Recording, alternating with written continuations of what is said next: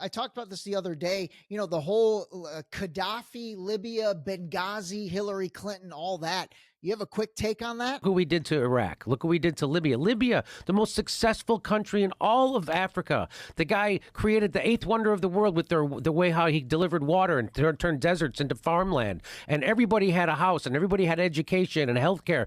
And we turned it into a failed state run by terrorists with open slave markets. Who did that? Barack Obama and Hillary Clinton did that. And they'll never have to pay a price for that. Gaddafi had to die.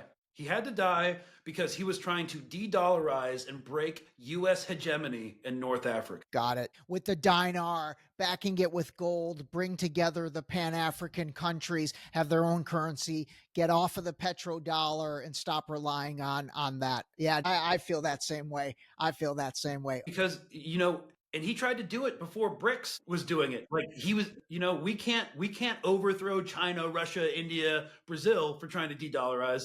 But he was just going at it alone. So yes, send in NGOs funded by USAID to foment revolution against Gaddafi, smear him as a dictator in the Western media, and manufacture consent for a regime change war. Hillary has a regime change war kick. Yes, we came, we saw, he died. It didn't have anything to do with your visit. She's one of the worst people that's ever existed. But yeah, if you ever talk to Libyans or people from North Africa, everybody loved Gaddafi.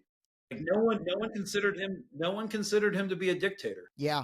Do you think that same regime change plan was what they implemented with Saddam Hussein? But it's like that US regime change, which like General Wesley Clark has talked about. When Wesley Clark went to the Pentagon, they told him we had plans to have regime change in 7 different countries. Yes. And what was on that list? Now we're going to take out 7 countries in 5 years, starting with Iraq and then Syria, Lebanon, Libya, Somalia, Sudan, and finishing off Iran. It seems like there really is a formula to that. And so Saddam fell under that. Gaddafi fell under that. Maybe Bashar al-Assad fell under that. Although, again, I think Assad was a bad dude. But was he bad for the reasons we're told he's bad? But you also recently said that the Middle East would be better off with Gaddafi, Saddam Hussein, and Assad in power. I didn't say Assad, but we certainly have not gained anything with Gaddafi. And you look at what happened. I mean, look at Libya, look at Iraq.